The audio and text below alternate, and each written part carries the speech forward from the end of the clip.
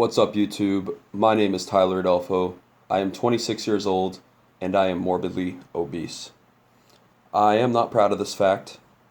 I am not proud of the fact that I weigh 300 pounds, disproportionately higher than peers of the same height, same gender. I am off the charts on the BMI scale, and I'm suffering detrimental consequences as a result of my weight being so high.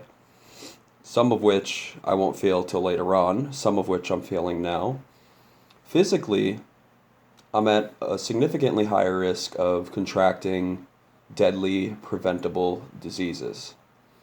Mentally, I'm dealing with a severely diminished sense of self, severely diminished self-esteem.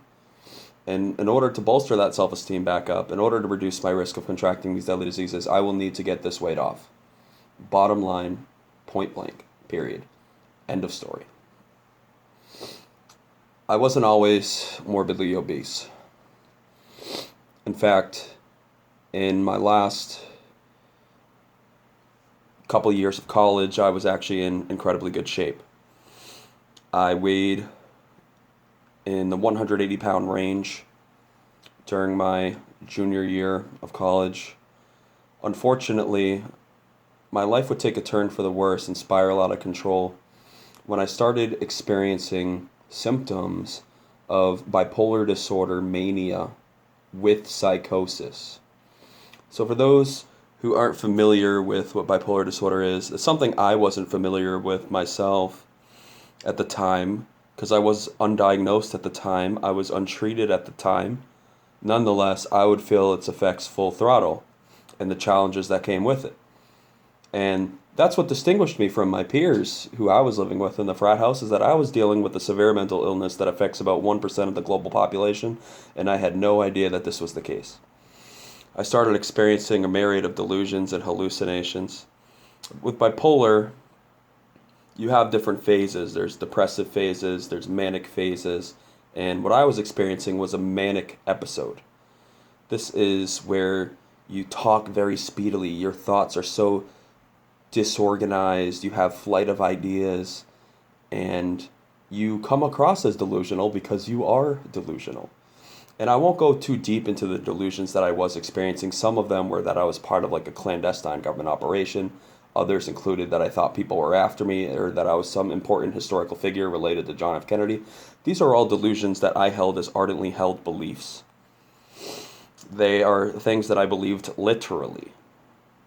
And I can't stress that enough because some people that I talk to about this are like, how could you possibly think that? Well, I lost control of my central command center. That's why. When you're in mania, you don't have command of your central command center. You're losing your discernment. You don't possess the logical faculty to exercise discernment. You can't exercise your intellectual faculties because you're in a completely different state of mind. You're in a diminished state of mind, and your health starts to debilitate rapidly. So I experienced delusions and hallucinations, and as a part of this destructive manic episode with psychosis, which is when you have a psychotic break with reality, I experienced some major consequences as a result. I got expelled by my university. I lost my full-time job. I lost all my friends and social connections. I got kicked out of my college fraternity. That was another significant thing. And so I had so much, and then I just lost it all so quickly. It was like it happened overnight, but really it was a 6-month episode. It went from roughly October 2021 to March of 2022, give or take a month, because it's hard to pinpoint exactly where the symptoms started demonstrating as bipolar mania, and which ones were just part of my character or so forth. It's hard to know exactly when symptoms started, especially when you were in that state. It's very difficult to remember and trace down exactly where different things began, but I've done my best to document that and do that on this channel in an effort to help others. So that was the aftermath of my mania, and I had to start getting treatment as a result of a court condition of my release because I had gotten into a fight while I was bipolar manic. And I started getting treatment, and I was put on medications, and I remember being put on Abilify, and it pulled me out of mania very quickly, probably in about a month tops, maybe 6 weeks. And as a result of being pulled out of mania, I now was dealing with overwhelming feelings of guilt, shame, and embarrassment. It's what I refer to as the post-mania trifecta, which has acted as the catalyst for my overeating. This is why I started to overeat excessively. I know why now. I understand why. It's because of the guilt I felt about the things that I said and did to others. The shame I felt about how I conducted myself in a way so out of my character. The embarrassment I felt, the fact that I plastered this all over my social media, my episode, and people were definitely laughing at me. I have no doubt about it.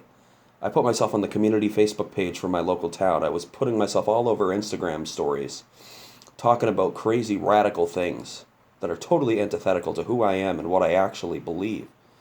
And not everyone is in tune to the world of mental illness. Not everybody has that understanding and empathy or possesses that insight to know that it wasn't really me doing those things.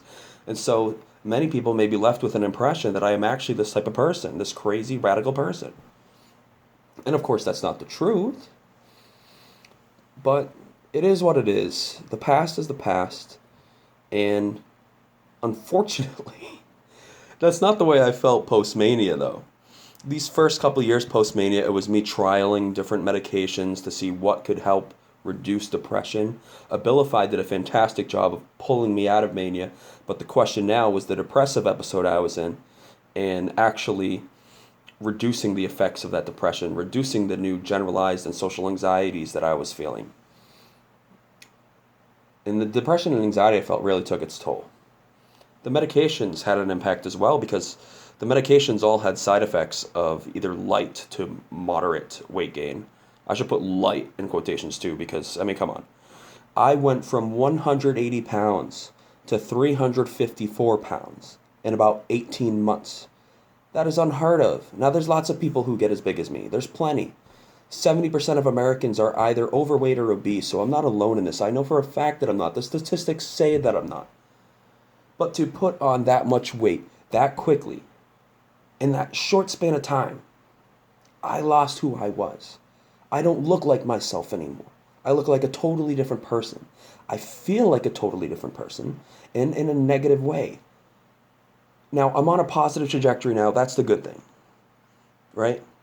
I'm losing weight. I've gone from 354 to 300 over the course of 2024. Have I made as much progress as I would have liked? Of course not. But I'm going in the right direction, and that's what counts.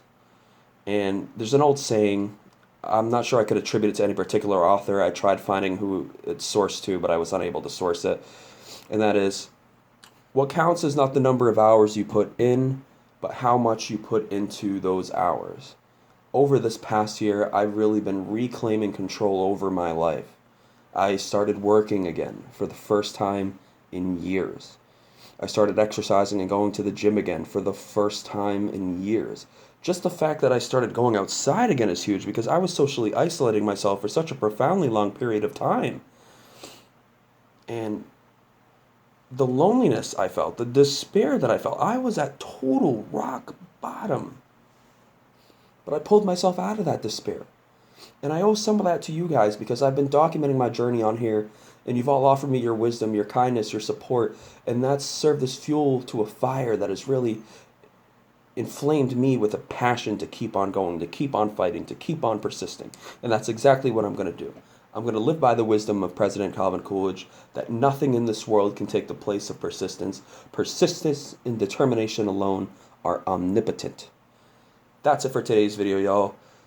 That's the reason why I started overeating. The reasons why I started overeating are the guilt, shame, and embarrassment that followed my 6-month-long manic episode. I wanted to give you some pretext there just in case there's new viewers or if there's, current viewers who maybe haven't seen other videos where I've talked about the lead up.